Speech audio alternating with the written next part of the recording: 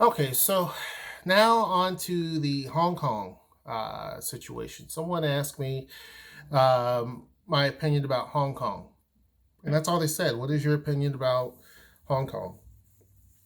And I assume they're talking about the current situation that's going on there in terms of the protesters and whatnot. Let me first say, I went to Hong Kong, gosh, like oh, over 10 years ago. Over 10 years ago. And when I went, I was just blown away. I mean, to be honest with you, I was blown away. I had done so much research on Hong Kong that it like years and years prior, mainly because I went to college for business and I knew that it was like the most red red tape free place to actually start a business. Like it was very simple to start a business. And it was just such a business focused place. And so I was really, really, just a very free economy. I was really interested in it. So I had learned a lot from it. And then I ended up finding someone who was from there, married her, and that piqued my interest even more about Hong Kong. I was just fascinated by it. So when I actually visited the city, it was not like anything I expected. I had visited New York after I visited Hong Kong, and you can't compare the two at all. There's nothing. There's similarities, but they're very different. New York was busy, but Hong Kong was ultra busy. Hong Kong, not that New York I felt scared at all, but Hong Kong was very safe. I felt strange being in such a huge city and I felt super safe. I saw people, women, walking around at 2 o'clock in the morning by themselves.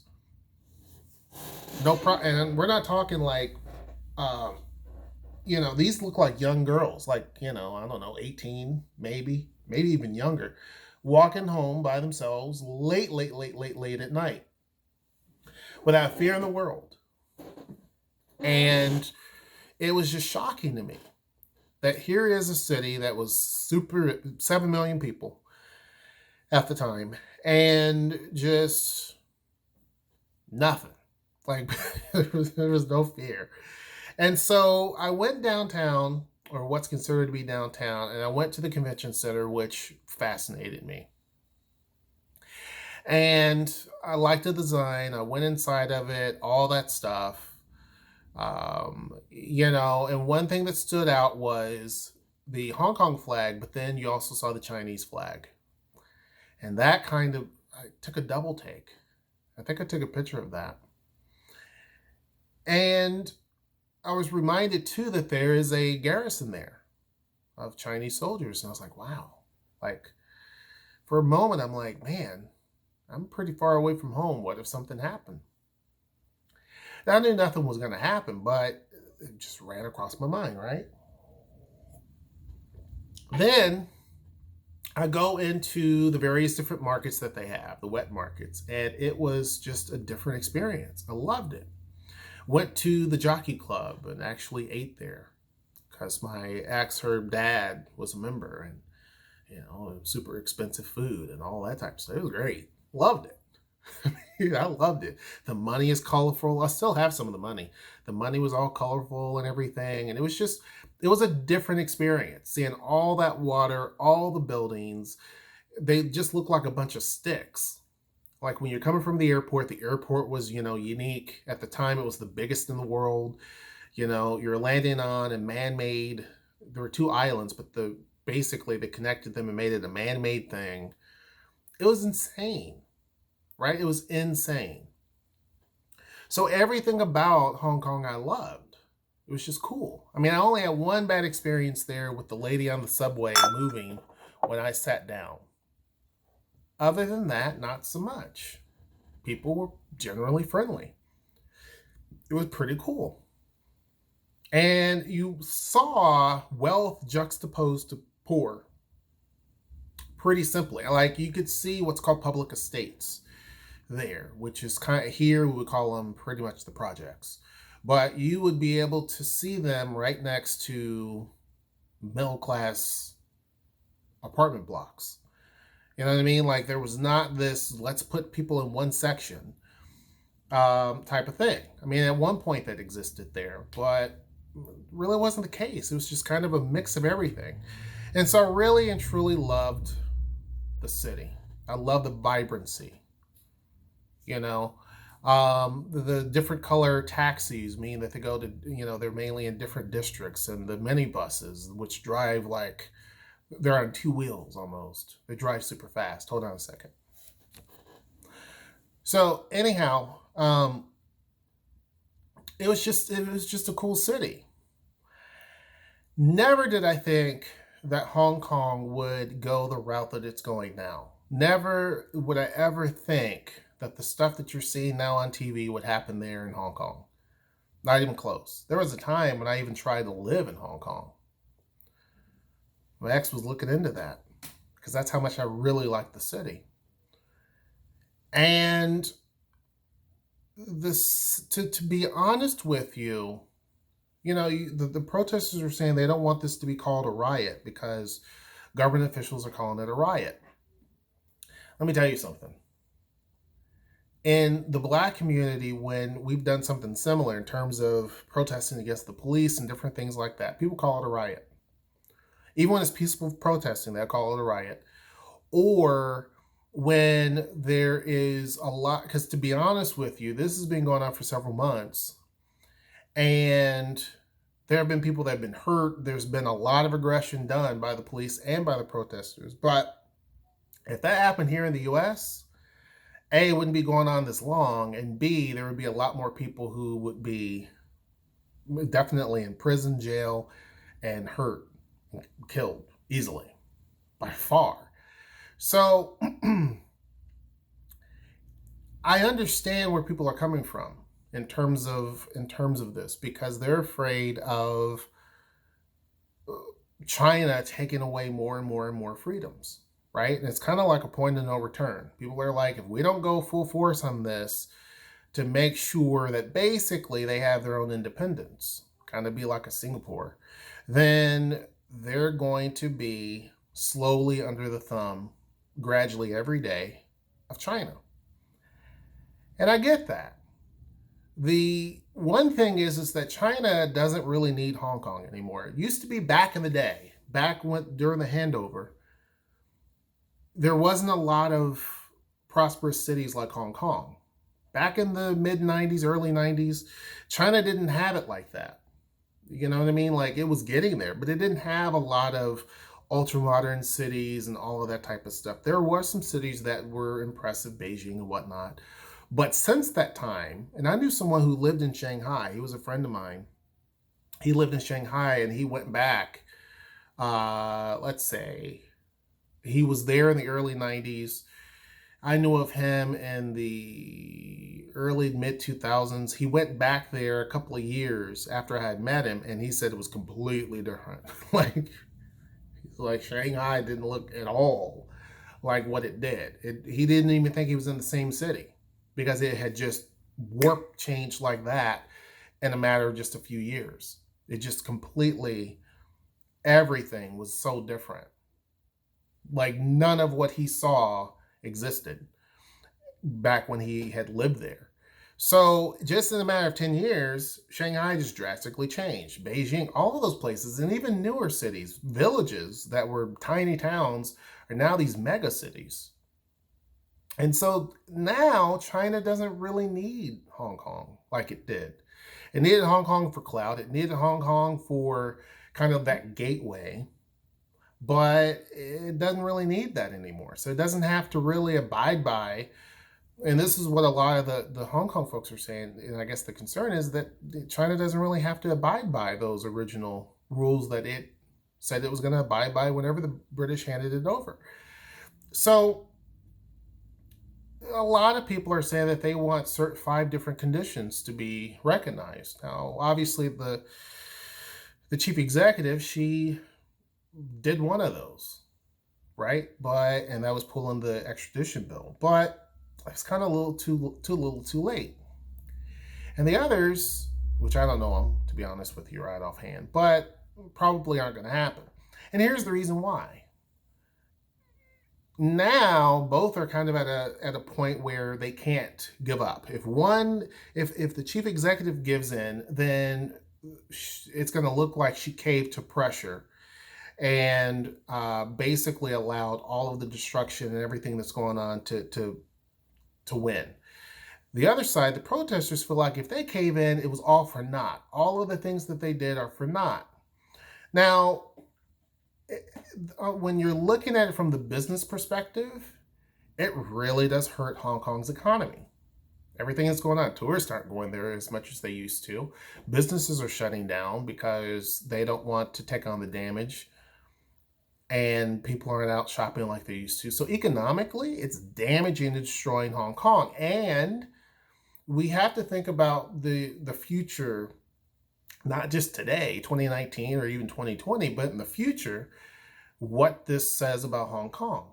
It may carry the stigma for a very long time that it's not, this type of thing could happen at any time, right?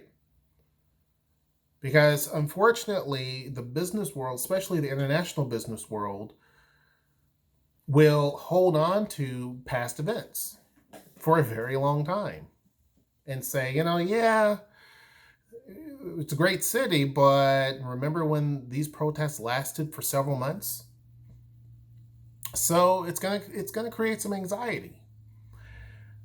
But I think that the protesters want there to be an economic problem because they feel like that's going to force the hand of the chief executive to do something. If the city starts to financially take a major hit, then that's an incentive for the city to do something and the chief executive and their government to do something. But that, I don't agree with that, because again, back in the day, maybe that would have worked because China didn't have it like that. Now China could sit for years, decades, and not do anything because financially it doesn't need Hong Kong at all. It doesn't need it. And the chief executive, who's appointed not by the Hong Kong folks, but by the Chinese government, I mean, she doesn't have to worry because, again, it's a waiting game, right? So you're kind of at this point.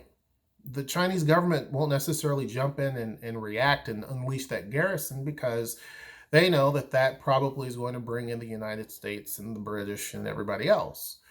But on the same hand, the more that the protests go on and all the destruction that's going on, because there's one thing to protest as opposed to some of the things that are going on. There's a lot of violent attacks and stabbings and burning stuff down.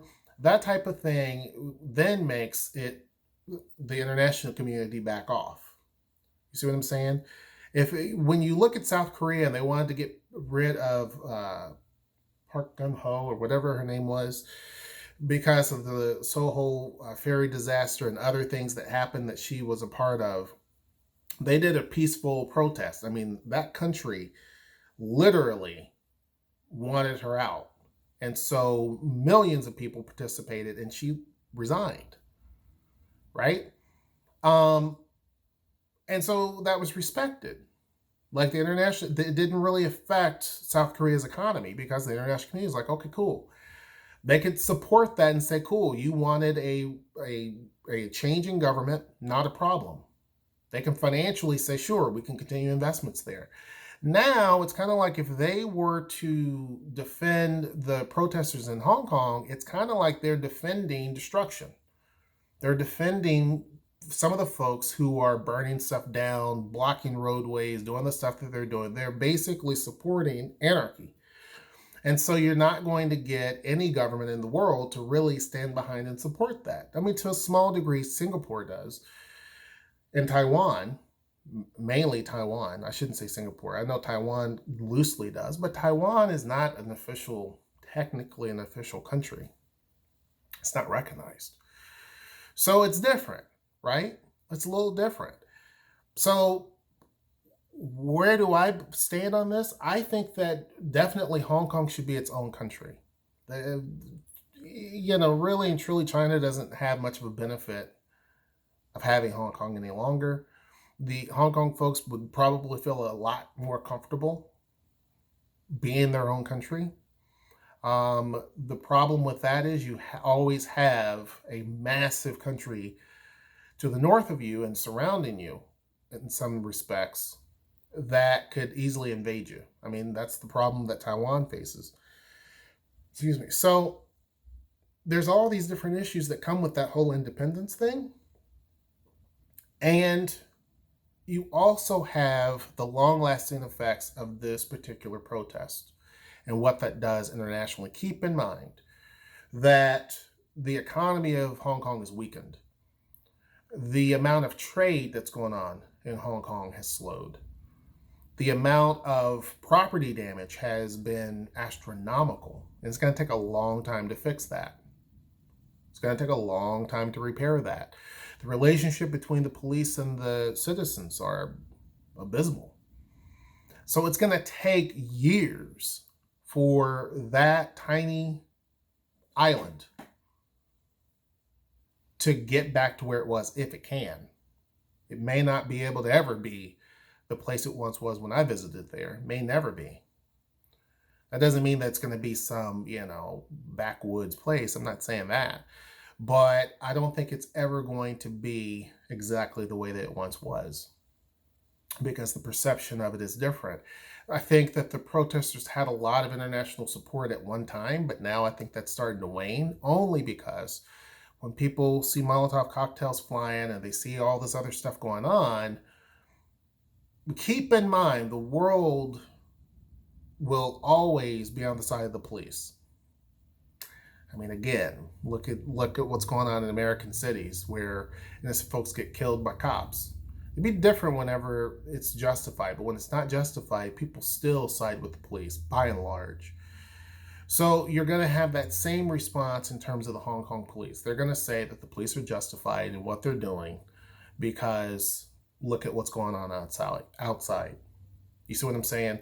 They don't show the side of where Hong Kong folks are taking care of one another, treating each other. They don't show that side of it. They just show the chaos, and that's kind of how media is, right? It's not going to show you the details, the good and the bad. They're going to show you all the bad.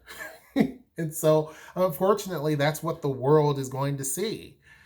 So, me personally, I think that this is nowhere near an end in sight.